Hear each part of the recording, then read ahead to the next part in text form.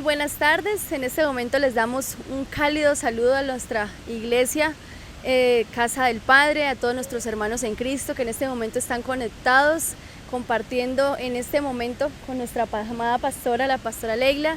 Hemos decidido en esta tarde compartir en esta soleada, en este sol tan hermoso que nos regala nuestro Padre Celestial, en el cual hemos venido a regocijarnos en los secretos y misterios que tiene el Señor para nosotros en su palabra.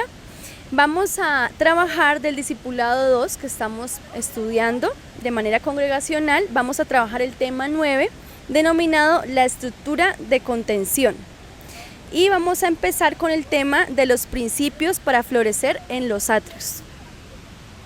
En este momento pues le damos la bienvenida a nuestra invitada estrella, la pastora Leila. Bueno, Jennifer, muchas gracias por la invitación. La verdad es que es muy importante hablar de estos temas y un tema estructural que determina, digamos, la función de la iglesia y cómo definitivamente es tan importante los atrios.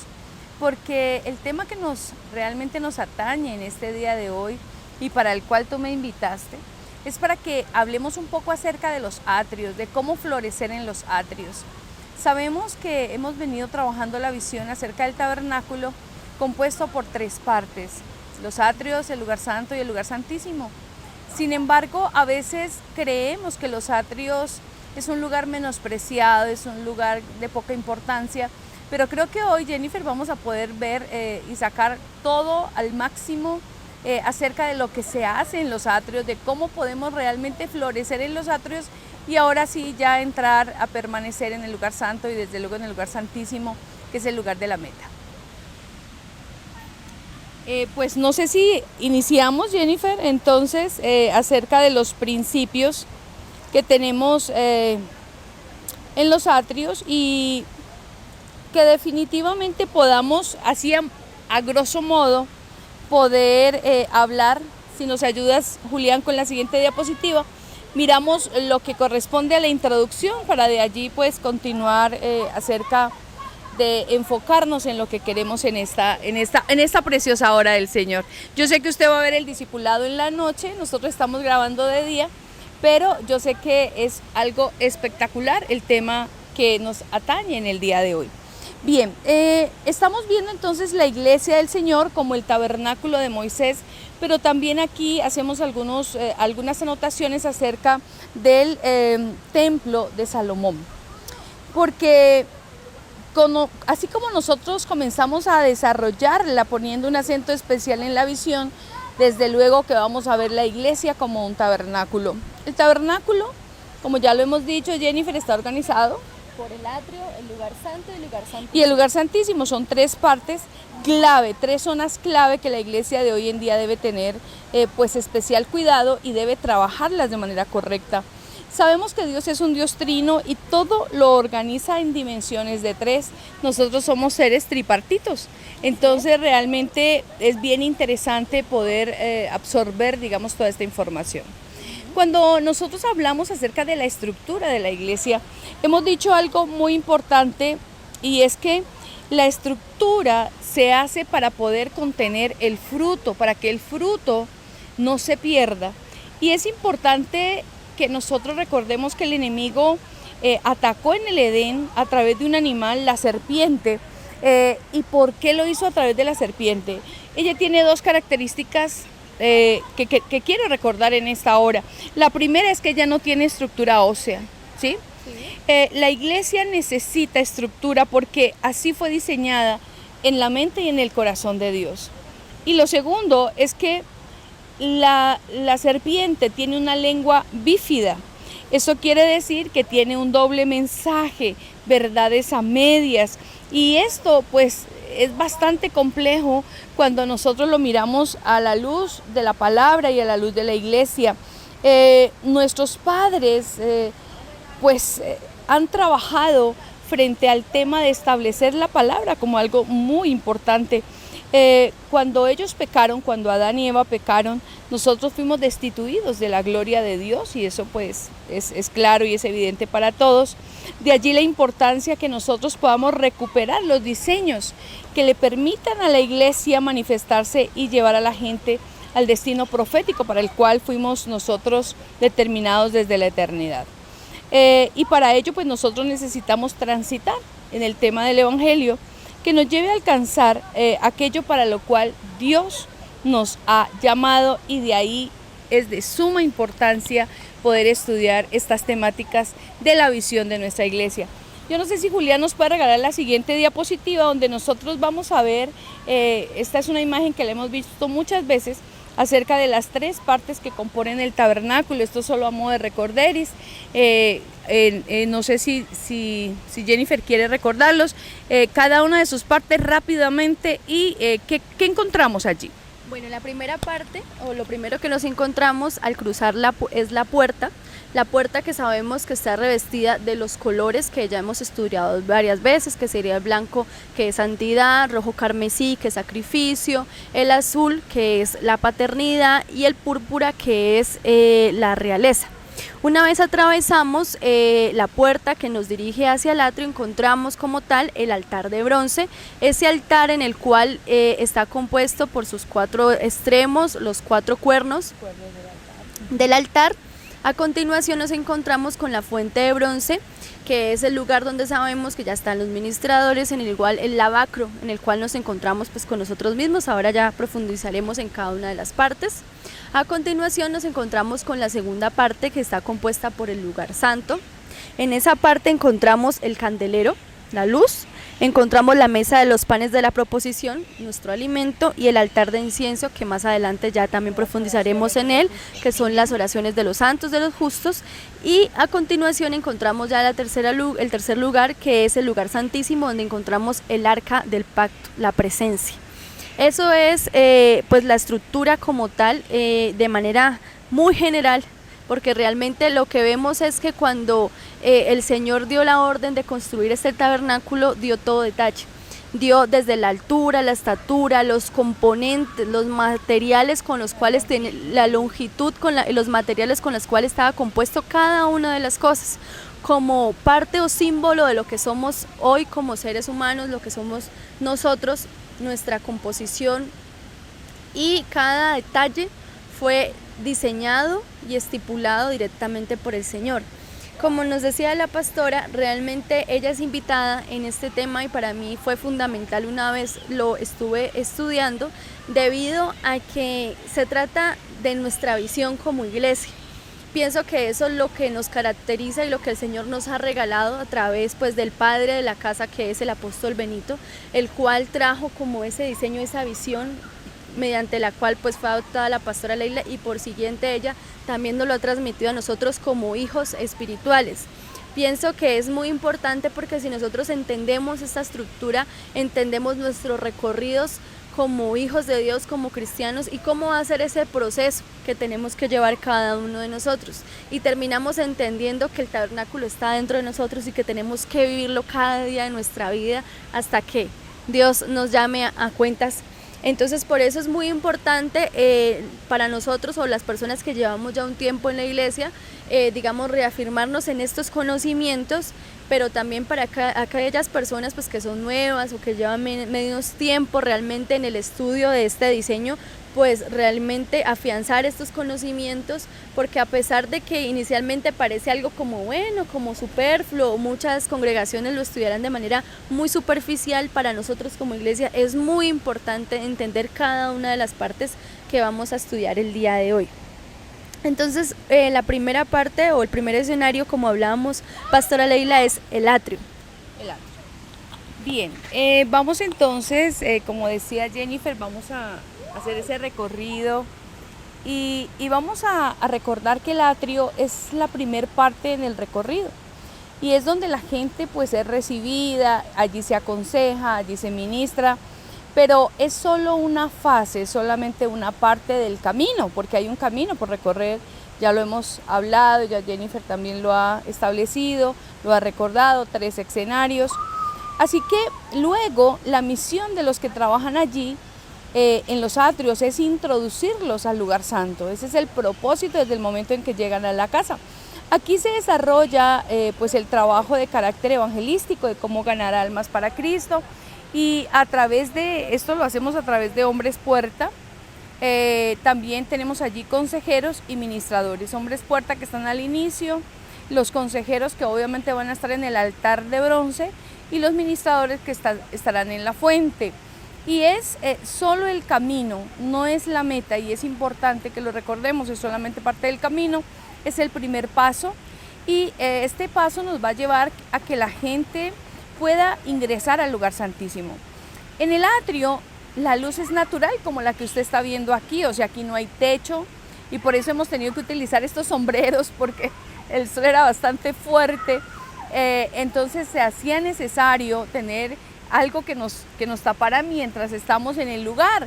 Imagínense, los atrios no son un lugar para permanecer, por eso los atrios no tienen techo.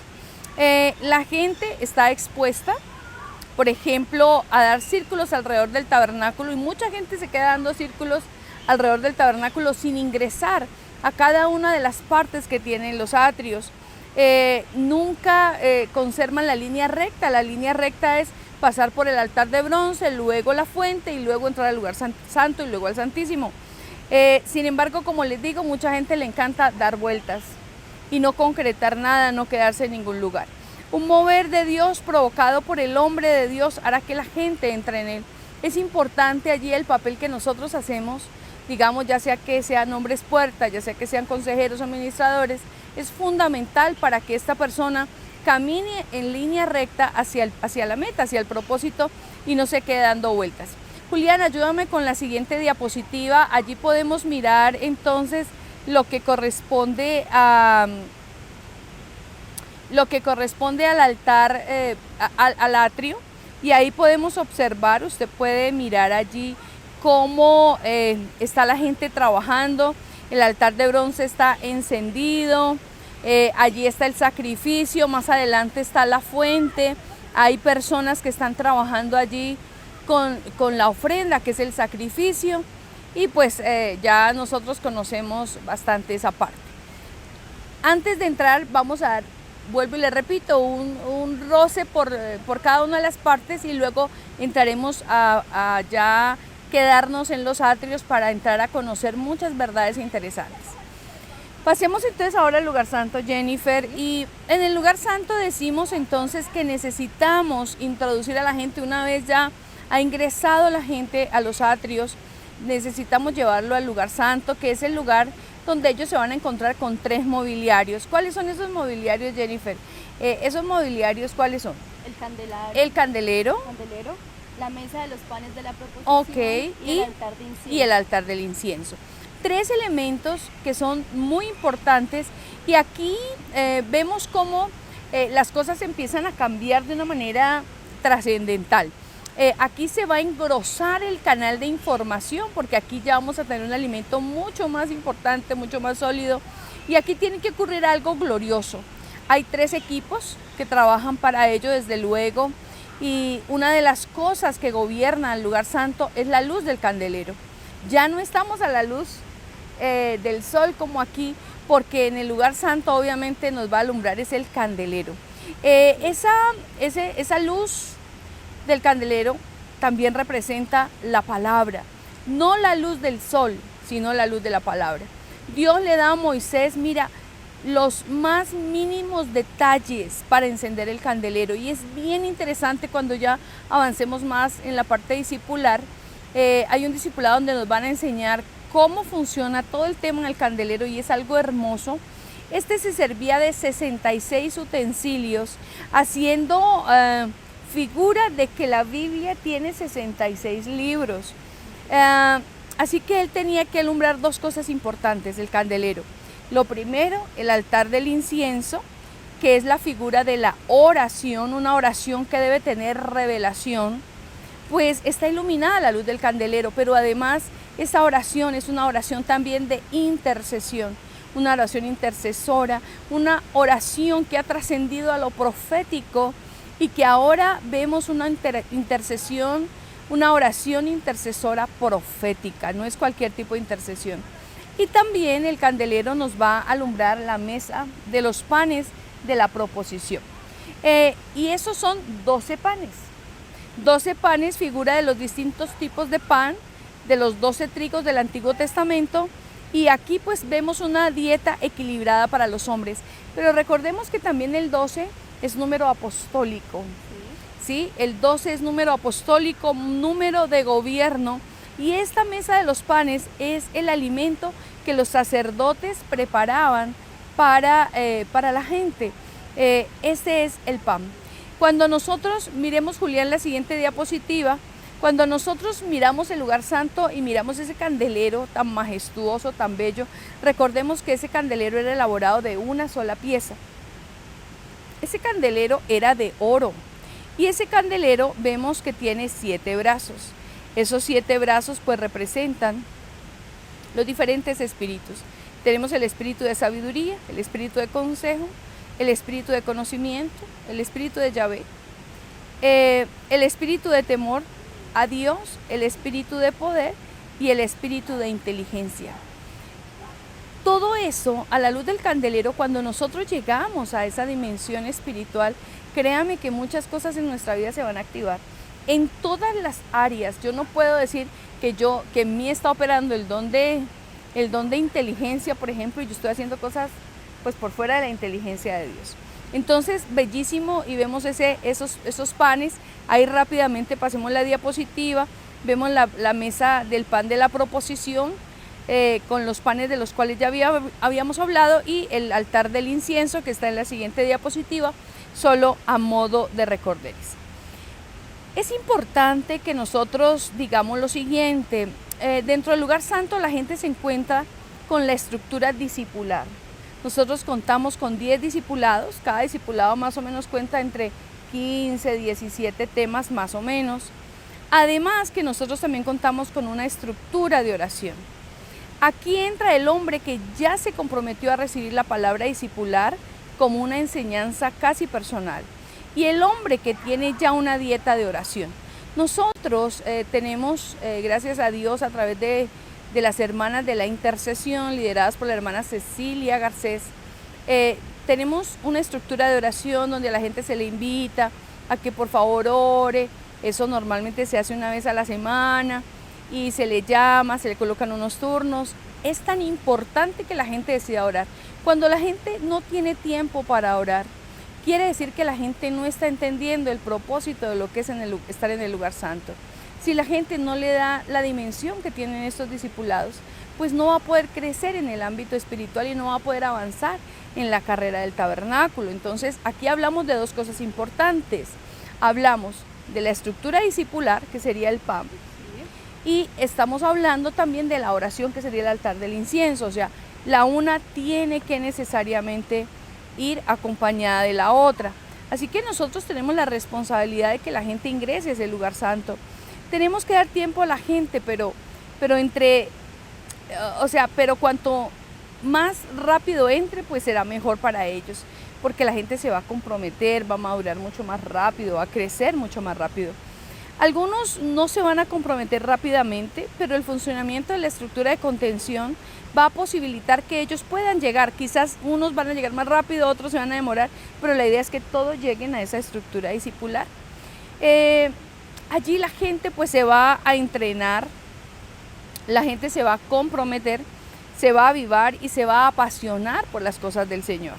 Habrá hombres desde luego en el lugar santo como meta para entrenarlos al lugar santísimo, y habrá gente en el lugar santísimo para que los lance al destino profético. Por ejemplo, en el caso tuyo, tú eres una de esas personas que estás entrenando a la gente para que dentro de la estructura discipular del lugar santo pues la gente pueda aprender y crecer.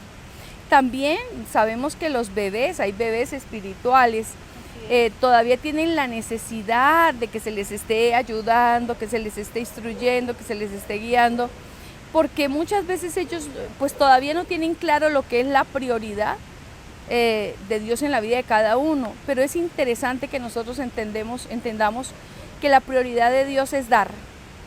más que recibir. Dios es un dador, Dios siempre está para darnos, para darnos, para darnos.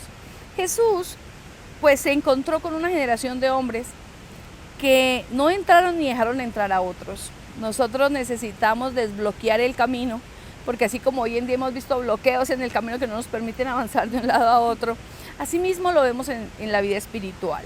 Nosotros necesitamos que todo obstáculo sea quitado, y si en algún momento hemos hecho tropezar a alguno de los pequeños, pues necesitamos remediarlo rápidamente para que la gente pueda avanzar.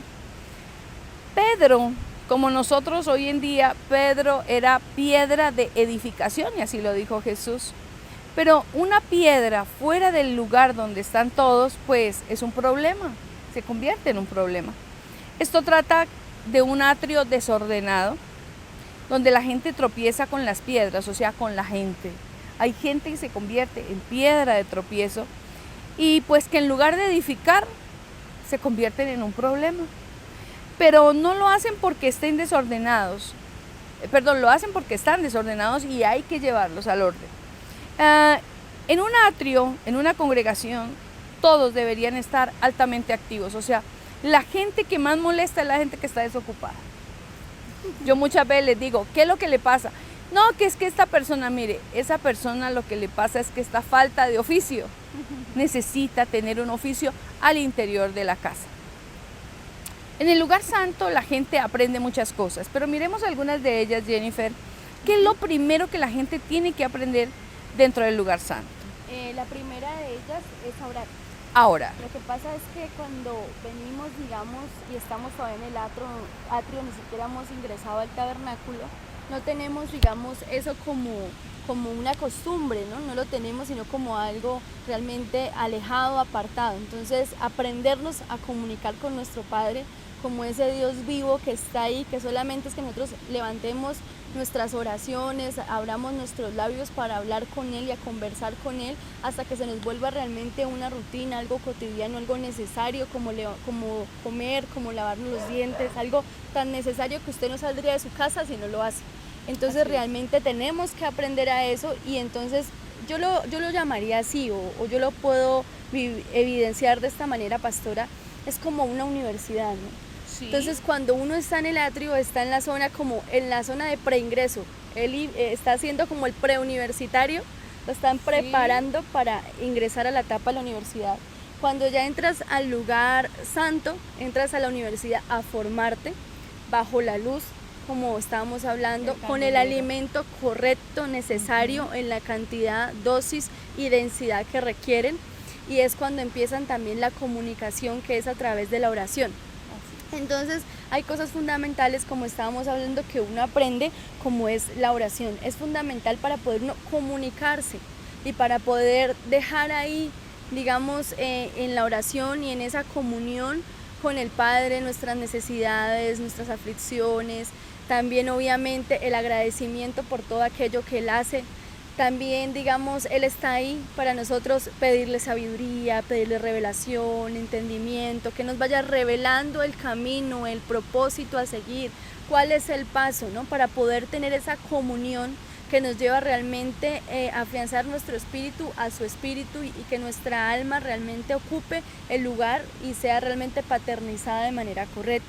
Otra de las cosas es la multiplicación, pero no la multiplicación desde el punto de vista de que nos volvemos muchos, no, multiplicación es en crecimiento, o sea, crecimiento como discípulos, irnos formando, pero realmente como cristianos consolidados en la palabra, en la roca, con unos principios y unos fundamentos que no van a permitir que a la mínima dificultad, al mínimo tropiezo, al mínimo desierto volvamos y caigamos, sino que como tenemos unos principios. Claro, lo que pasa es que lo ideal es que primero crezcamos para luego multiplicarnos. Así es. Porque la idea no es que nos multipliquemos sin crecimiento, porque nos podemos multiplicar, pero podemos morir. Podemos morir, extinguirnos allí porque no tenemos fundamento. Sí, realmente eso era a lo que me refería, pastora, o sea, no es multiplicarse de cualquier manera, sino realmente es crecer, crecer en la palabra, crecer en el conocimiento, crecer a la luz de la palabra, para poder realmente haber una multiplicación verdadera. O sea, realmente lo que nos ha enseñado la visión de la casa es que nosotros no tenemos que ser muchos, sino que los pocos o los muchos que estemos, realmente estemos conforme a la visión y realmente estemos viviendo la palabra que estamos aprendiendo para realmente después poder crecer y multiplicarnos, pero de verdad. Y está otra de las cosas que es discipularse, pues va conforme a lo que estamos hablando, ¿no? De lo necesario de formarnos, de tener entendimiento, de ser cristianos pues con conocimiento, que realmente podamos tener bases y fundamentos. Obviamente que el tema sobrenatural, el tema profético es muy importante y para nuestra iglesia también lo es. No quiere decir que eso no tenga relevancia, por supuesto que la tiene, pero la una cosa va de la mano de la otra, o sea, tiene que ir en coinonía, como decía la pastora. No puede ser que una persona diga que tenga un don y en todos los otros no, o sea, realmente eso no sería real. Si Dios, así es, si bien Dios se manifieste, si tiene que utilizar esta roca o tiene que utilizar una planta, Él la utiliza, si la necesita, pero ese no es el deber ser, sino es vivir realmente en continuidad la comunión con el Padre, con el Espíritu y con el Hijo, que nos lleva realmente a tener los dones activados y poder ser unos discípulos, seguidores reales. Bien, miremos la siguiente diapositiva, Julián, que ahí vamos a poder observar pues esos tres elementos del lugar santo. Ahí tenemos nuevamente el candelero, tenemos la mesa de los panes y el altar del incienso. Bien, y vamos al lugar santísimo, rápidamente pues a hablar acerca del lugar santísimo, y decimos que en el lugar santísimo hay una sola cosa, pero espectacular, es el arca del pacto. Es una caja de madera de acacia. Recordemos que la madera de acacia es una madera torcida que tiene que ser trabajada para poder que alinee, y está toda bañada en oro. Aquí está todo el misterio de la Iglesia mundial. El que entra aquí es un ministro que funcionará a pleno en aquello para lo cual nació. La iglesia que funciona y tiene un lugar santísimo es la que tiene expansión, indudablemente. Miremos la siguiente diapositiva y ahí vemos una fotografía, la iglesia plenitud de Cristo. Vemos ahí al sacerdote, vemos a los dos querubines y obviamente el arca del pacto, que es majestuoso, un cofre de madera cubierta de oro, un lugar espectacular. Pero hablemos acerca de algunas características que tiene entonces esa arca, ese cofre. Lo primero es que nos habla de una expansión. ¿Qué es la expansión? Entonces, cuando hablamos de expansión, hablamos de desarrollo, hablamos de crecimiento y hablamos de manifestación de pastores. No se necesitan muchos años para esto, sino, ojo, es un proceso en el que el pastor perfila a un segundo ministro al ministerio para que abra otra iglesia como un hijo. Si no se expande, pues la visión corre el riesgo de perderse y de morir. El pastor sale a funcionar a la sociedad, haciendo real la capacidad de relacionamiento, y es allí, digamos, clave para esto. Necesita desarrollarse una función de la casa hacia afuera. No podemos pretender tener a la gente encerrada todo el tiempo, porque llega un momento donde la gente ya se ha preparado y la gente tiene que salir a hacer la obra. Claro, habrá gente que se quedará para sostener la casa madre, pero la mayoría pues tendrán que salir a hacer la obra del Señor. Tiene que manifestar un oficio, algo que haga hacia afuera. No puede ser un ermitaño, ¿sí? Tiene que ser alguien que vaya mucho más allá. La función del lugar santísimo entonces es ministrar el diseño. Es allí donde se consolida el diseño, es allí donde la gente entiende que ya está lista para salir. Aquí hay dos querubines, como lo vimos en la anterior diapositiva, que cubren, ellos están cubriendo el arca. Ángeles del más alto rango, no son cualquiera, es figura de los apóstoles, ¿sí? Y esta es una señal de que no existen apóstoles solitarios. Todo esto se hace de acuerdo a compañías apostólicas, proféticas. Quiero que miremos la siguiente diapositiva. Ahí vamos a ver el cofre muy bello, todo en oro. Los querubines tapando, allí cubriendo. Vemos allí pues algunas de las partes, están las leyes, las tablas de la ley, está el pan y está la vara. La vara y el maná. Quiero que hablemos ahora de la vara y el maná. Dentro de la caja, dentro de ese cofre que se llama el arca, que es el diseño, entonces encontramos que allí había maná y estaba la vara. Los que aquí operan entonces deben manejar maná. ¿Y qué es maná? Es la palabra del cielo, es la palabra revelada. Por eso hablamos allí de un diseño apostólico, porque los apóstoles son los diseñados para bajar la información del cielo y establecer los diseños de Dios acá en la tierra. Esto significa que cuando habla la gente, cuando ellos hablan, la gente que los está escuchando tiene que decir, wow, ¿y esto de dónde salió? Y dice, wow. O sea, a nosotros nos ha pasado, por ejemplo, cuando escuchamos al apóstol Benito, cuando hemos escuchado al apóstol Villanueva, donde dice, uy, santo, o sea, tremendo esto de dónde salió. La vara es figura de autoridad. El peso de autoridad, pues lo verá el enemigo, lo verá la tierra y lo verá todo el mundo. Cuando nosotros tenemos esa autoridad delegada por Cristo, eso es evidente en la vida de un creyente. El lugar santísimo, pues decimos que es el único lugar donde no se corrompe nada. Allí ya no se corrompe absolutamente nada. Quizás la gente se pueda devolver de los atrios, hasta el lugar santo, pero del lugar santísimo, no. La gente del lugar santísimo no se corrompe, no se pervierte, no se devuelve, ¿sí? Por eso tenemos que luchar para llegar a ese lugar. Ese es el lugar, esa es la meta, es el lugar por excelencia, es el lugar espectacular y maravilloso. Nosotros necesitamos hacer que la gente llegue a ese lugar, porque nosotros vamos a ser como ese vehículo donde vamos a poder llevar a la gente a ese lugar. Nosotros no podemos llegar solos, la idea es que lleguemos con la gente nuestra.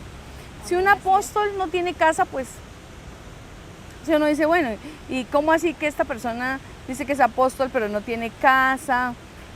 No funciona, digamos, como familia, pues uno dice, bueno, es complicado, ¿cierto?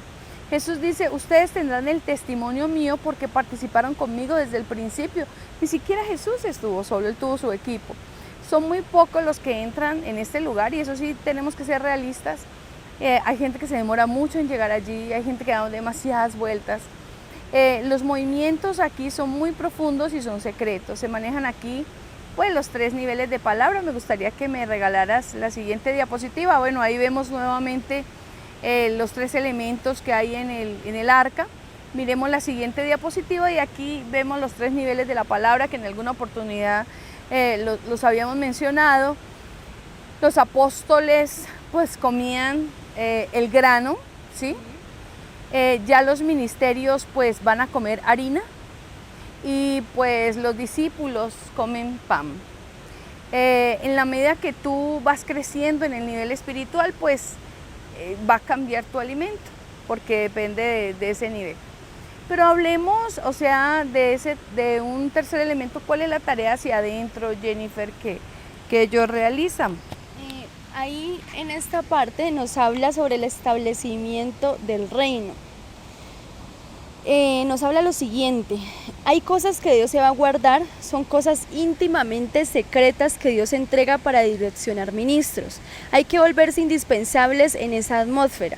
Los niveles de confianza que Dios deposita en estos hombres hacen que Dios los pruebe, salen del anonimato, se vuelven visibles a todos y se vuelven el centro de atracción del enemigo. Las miradas de los otros comenzarán a estar sobre ellos para bendecirlos y para perseguirlos, pero estuvieron con Dios y Dios los prosperará y los engrandece. Es decir, esos ministros que ya se han hecho visibles, pero por ser fieles al Señor, porque realmente son seguidores, amantes, no solo de la palabra, sino también de cumplir la palabra, ¿no? Que son ese reflejo de ese hermano en Cristo que realmente sí sigue los pasos que debe seguir, que cumple realmente lo que la autoridad aquí terrenal como celestial establece. Entonces son esos ministros que tienen una posición espiritual suficiente como para guiar al pueblo, para ser esos que aquí en esta actualidad guían la iglesia, guían al pueblo como tal de Cristo. Entonces son esas personas que realmente han hecho la tarea desde adentro. Por eso el título, yo cuando lo estudiaba decía que realmente se han transformado su vida para poder reflejarlo a los demás y poder ser ese vivo ejemplo de un Dios vivo.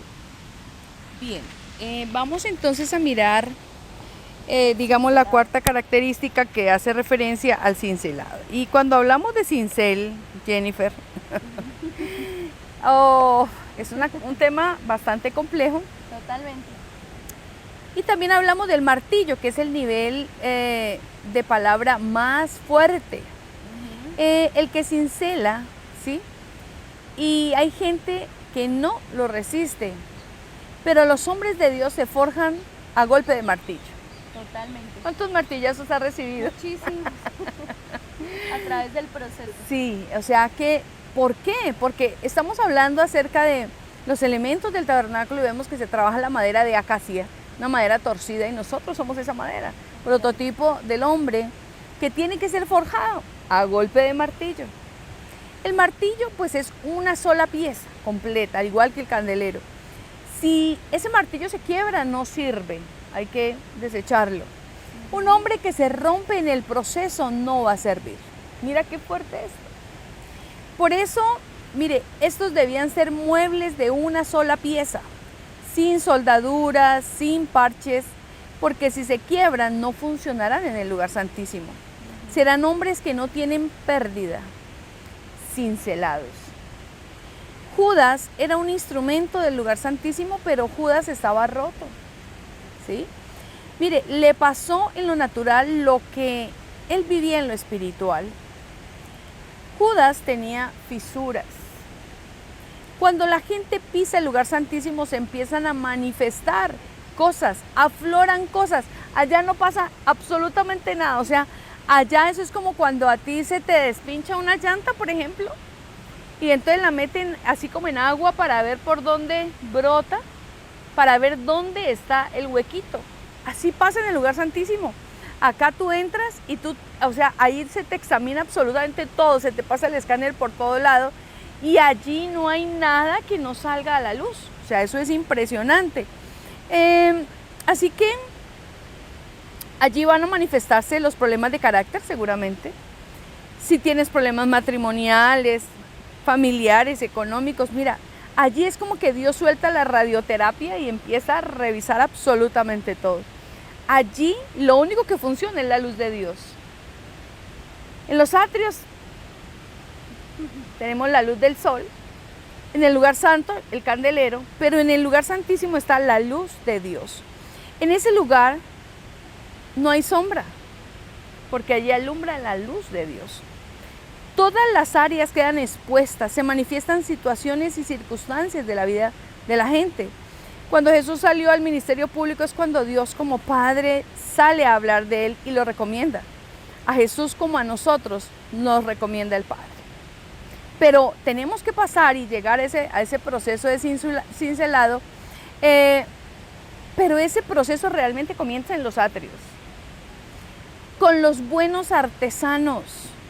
Dios busca gente sabia, Dios busca realmente artesanos, pero esta gente tiene que saber manejar el martillo, no otro instrumento. Y esto implica que no se vuelven permisivos. Nosotros tenemos que ser claros con la gente. ¿Será que puedo fornication? Un fin de semana no puedes fornication. ¿Sí? El golpe de la palabra con testimonio, con fuerza, con peso, para poder vivir de lo que hablamos, porque si no, pues no tendría sentido. Esos son los artesanos que Dios pidió para cincelar el mobiliario, y tienen que ser hombres y mujeres de Dios. Pero para poder cincelar a otros, pues yo tengo que haber sido cincelado. Yo no puedo cincelar a alguien si yo tengo fisuras, roturas, daños. Pablo le enseña a Timoteo aún a contestar, dice, porque no a todos se les debe contestar igual. Y hasta se debe aprender a callar. Hay momentos en los que es mejor guardar silencio. El enojo es una de las cosas que se deben tratar. Y se deben tratar desde los atrios. No se aprende a ocultar. Se trata con Dios aprendiendo a reposar en Él. Necesitamos un corazón manso, un corazón humilde, un corazón preparado, cincelado, un corazón que realmente sepa aguantar, porque si no, no vamos a aguantar la luz de Dios en el lugar santísimo. Jesús lo enseñó: gozaos cuando hablen mal de ustedes mintiendo. Bienaventurados, dicen unas versiones, bienaventurados aquellos que por causa de Cristo serán perseguidos. El que lo puede hacer es un hombre que sabe a dónde va, sabe lo que Dios tiene para su vida y no se lo pierde por nada ni por nadie. La debilidad se va a manifestar solo con el Padre, no con la gente, ya que con Dios somos como niños. Allí nosotros hablamos todo lo que sentimos, todo lo que en un momento determinado podemos estar viviendo, y los demás verán en uno a alguien imposible de frenar.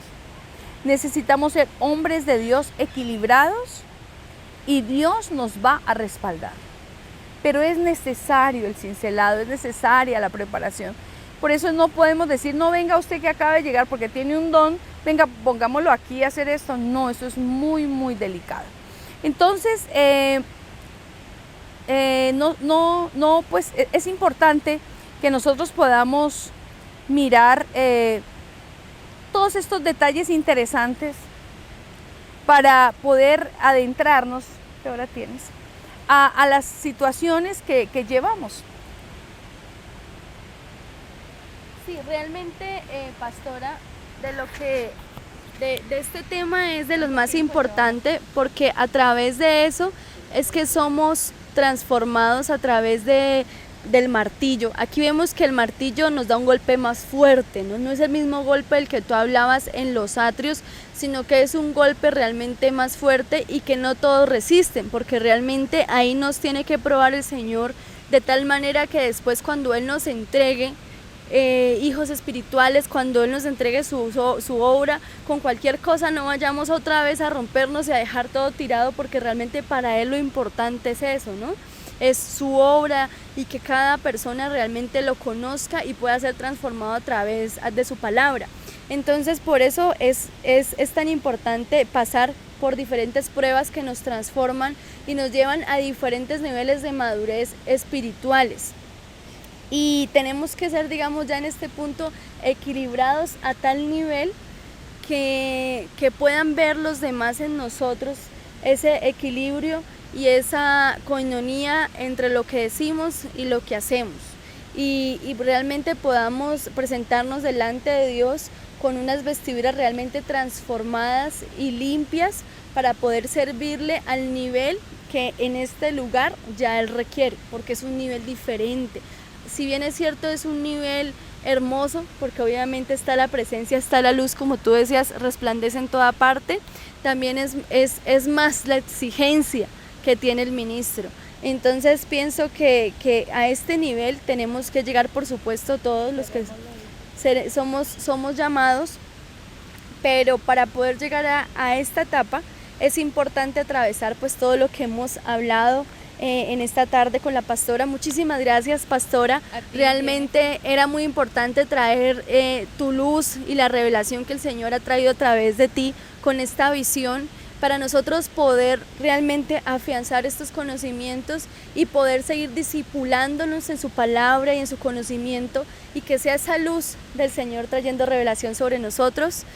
Muchas gracias, hermanos, por estar conectados con nosotros en esta noche. Gracias por acompañarnos. Espero que hayan disfrutado tanto como nosotras de este momento, de este sol resplandeciente que nos regala el Señor, y que podamos seguir compartiendo. Dios los bendiga.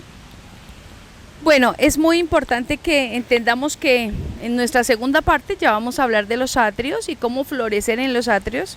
Hemos hecho un recorderis acerca de lo que es el tabernáculo, pero que usted entienda, si usted hace parte de la casa del Padre, este es el recorrido que nosotros tenemos, es el proceso de formación, de equilibrio, es el proceso maravilloso y es el recorrido y la ruta que nosotros tenemos que seguir para llegar a ese lugar santísimo.